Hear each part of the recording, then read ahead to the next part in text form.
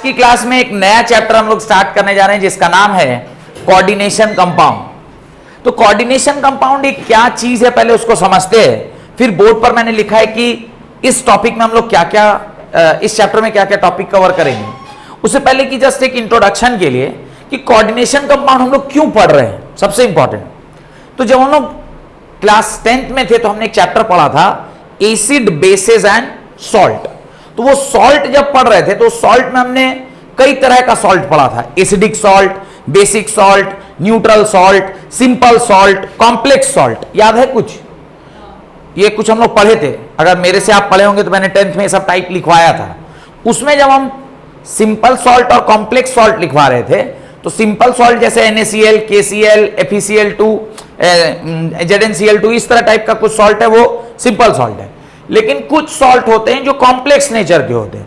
जो complex nature है salt का वो फिर दो प्रकार का था, एक था डबल सॉल्ट और एक था कॉम्प्लेक्स सॉल्ट।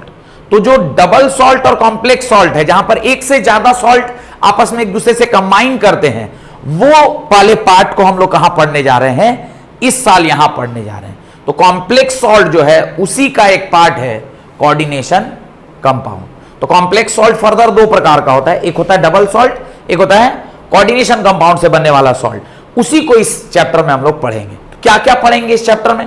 तो जैसा कि आप देख सकते हैं लिखा हुआ है, सबसे पहला पॉइंट यही है कि डबल सॉल्ट और कोऑर्डिनेशन कंपाउंड में हम लोग डिफरेंशिएट करेंगे कि कॉम्प्लेक्स सॉल्ट जो है वो दो प्रकार का है, एक है डबल सॉल्ट, एक है कोऑर्डिनेशन कंपाउंड। अब इनमें बेसिक डिफरेंस क्या है?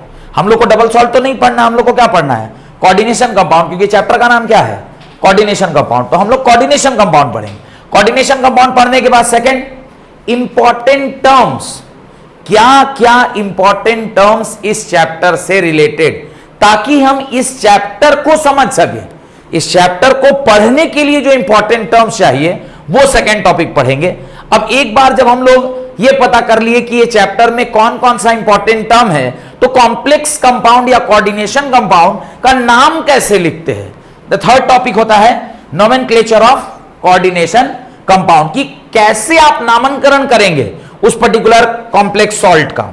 जब एक बार वो आ जाएगा तो एक छोटा सा टॉपिक है इफेक्टिव एटॉमिक नंबर कैलकुलेशन का, EAN calculation, effective atomic number. तो अब देखेंगे जब वर्नर की थ्योरी आएगी तो वहां पर फिर ये समझ में आएगा कि वर्नर की थ्योरी में कैसे जो एटॉमिक नंबर है वो थोड़ा सा चेंज कर जाता है because of various factors. Then है आइसोमेरिज्म। आइसोमेरिज्म ऑलरेडी एक बार हम लोग पढ़े हुए हैं, कब? क्लास 11th में। किस वाले? ऑर्गेनिक केमिस्ट्री में। पर अभी हम लोग कोऑर्डिनेशन कंपाउंड की आइसोमेरिज्म पढ़ेंगे। इस आइसोमेरिज्म में हम लोग को क्या क्या पढ़ना है? सेम पूरा structural isomerism, stereo isomerism, structural isomerism 7 प्रकार का, स्टीरियो आइसोमेरिज्म 2 प्रकार का, geometrical isomerism and optical isomerism, पूरा डिटेल में पढ़ना है इसके बारे में भी। मतलब सिर्फ लेकिन किसके रेस्पेक्ट में? Only with respect to coordination compound. एक बार आइसोमेरिज्म खत्म हो गई, नाम लिखना सीख गए, यानी फिजिकल सारा चीज सीख लिए, तब उसके अंदर बॉन्डिंग कैसे होती है। तो बॉन्डिंग के अंदर दो तरह की थ्योरी है। पहले VBT आया, वैलेंस बैंड थ्योरी, वो फेल हुआ, उसमें कुछ लिमिटेशंस आए, और फिर अगला जो थ्योरी आया that is CFT, crystal field theory. इसमें भी त्रुटि है लेकिन बहुत कम त्रुटि है। आज के दिन में भी ये थ्योरी 100% सही है। और इसके बाद एक लास्ट टॉपिक और पढ़ते हैं जिसका नाम है एप्लीकेशन ऑफ कोऑर्डिनेशन कंपाउंड। किस किस जगह पे हम इसको अप्लाई करते हैं। जैसे कैंसर पीड़ित पेशेंट जो होता है उसको सिस्प्लैटिन लगता है उसके ट्रीटमेंट के लिए। तो जो सिस्प्लैटिन है ये कोऑर्डिनेशन कंपाउंड है। तो उसका एप्लीकेशन कि ये कौन सा कंपाउंड कहां, होमोग्लोबिन, उसके अंदर एक कॉम्प्लेक्स कंपाउंड पाया जाता है। तो वो सब कुछ कुछ जगह है जहां पर बायोलॉजी में उसका एप्लीकेशन है, कहीं फिजिक्स में एप्लीकेशन है, कहीं मेटलर्जी में एप्लीकेशन है। तो वो कुछ कुछ जगह पे हम लोग इसका एप्लीकेशन पार्ट भी पढ़ते हैं। यहां तक बात समझ में आ गई?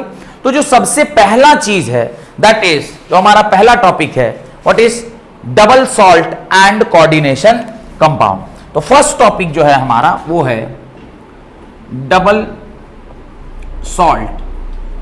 अब देखिए डबल सॉल्ट बोलते किसको है? डबल सॉल्ट आप किसको कहते हैं? तो उससे पहले आप सबसे पहले डेफिनेशन देखिएगा किसका? कोऑर्डिनेशन कंपाउंड का। When two or more single salts देखिए ध्यान से देखिए, आपके पास भी शीट है, मैं भी उसी शीट से पढ़ रहा हूं। When two or more single salts या when two or more simple salts are allowed to combine together, दो सॉल्ट हैं जिसको आप क्या कर रहे हैं, अलाउ कर रहे हैं आपस में एक दूसरे के साथ क्या करने के लिए, कंबाइन करने के लिए, allowed to combine together in a fixed proportion by weight, then molecular or addition compounds are formed. कह रहे हैं दो सिंपल सॉल्ट्स को, किसको, दो सिंपल सॉल्ट्स को, दो सिंपल सॉल्ट्स को जब आप आपस में एक दूसरे के साथ कंबाइन करते हैं तो आपके पास दो पॉसिबिलिटी बनती है। एक, या तो आप डबल सॉल्ट बना लेंगे या फिर आप कोऑर्डिनेशन कंपाउंड बना लेंगे।